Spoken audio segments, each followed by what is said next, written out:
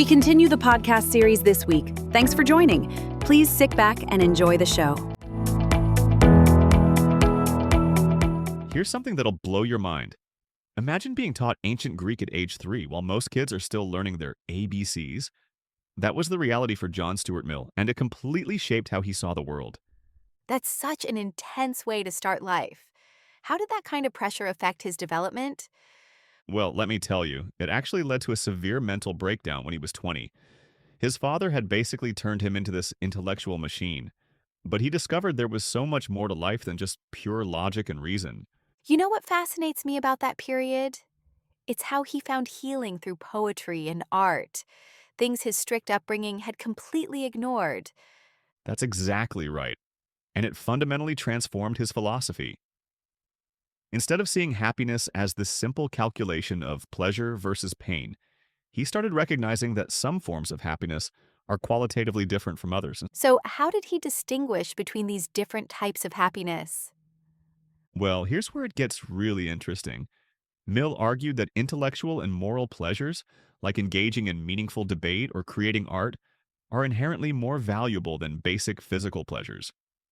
He famously wrote, "Better to be Socrates dissatisfied than a fool satisfied." That's making me think about our modern context, like comparing the quick dopamine hit of social media to the deeper satisfaction of a real conversation. You know what's fascinating about applying Mill's ideas to our digital age? He would probably argue that while social media can connect us, we need to be careful about sacrificing those higher pleasures of genuine human interaction and intellectual growth. That connects really well to his ideas about liberty and individual rights, doesn't it? Oh, absolutely, and let me explain why this matters so much. Mill believed that personal freedom was essential for human flourishing, but, and here's the key part, only as long as it doesn't harm others. He called this the harm principle. That's such a relevant framework for thinking about current debates around online speech and content moderation. Let me give you a concrete example. Think about how we handle misinformation online. Mill would likely argue that we need to balance the freedom to express ideas with preventing actual harm to society. But here's what's crucial. He believed that encountering opposing viewpoints, even uncomfortable ones, was essential for intellectual growth. That's quite different from how many people think about these issues today.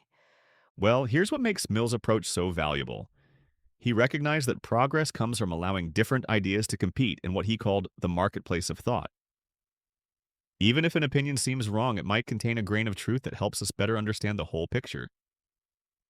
That's making me wonder about how he would view our current political polarization. You know what's interesting about that?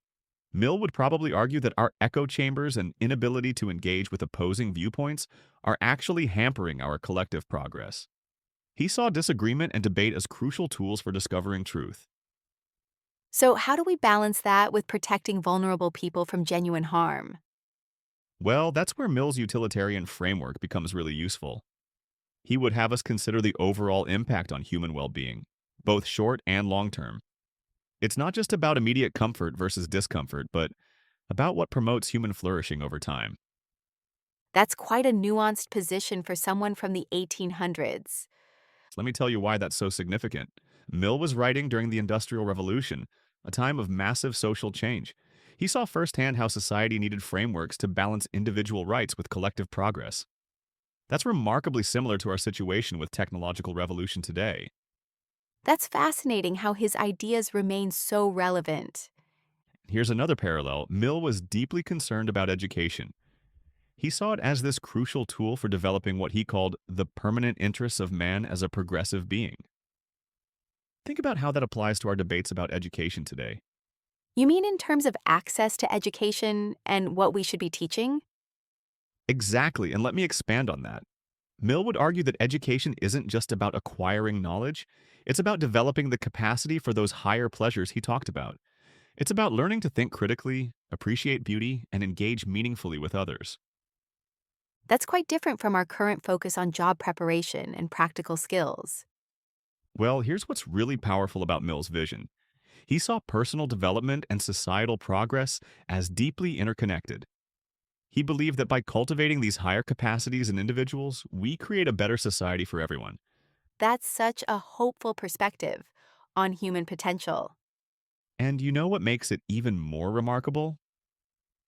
Mill developed these ideas while wrestling with his own mental health challenges. He showed us that philosophy isn't just abstract thinking. It's about finding practical ways to improve human life. So, what's the key takeaway for our modern world? Well, I think Mill's greatest lesson is that we need to think carefully about how our individual choices affect the collective good. Whether we're talking about social media use, education policy, or freedom of expression, the question isn't just what's good for me, but what contributes to human flourishing overall. That's certainly given me a lot to think about. And that's exactly what Mill would have wanted, for us to engage deeply with these ideas and use them to build a better world.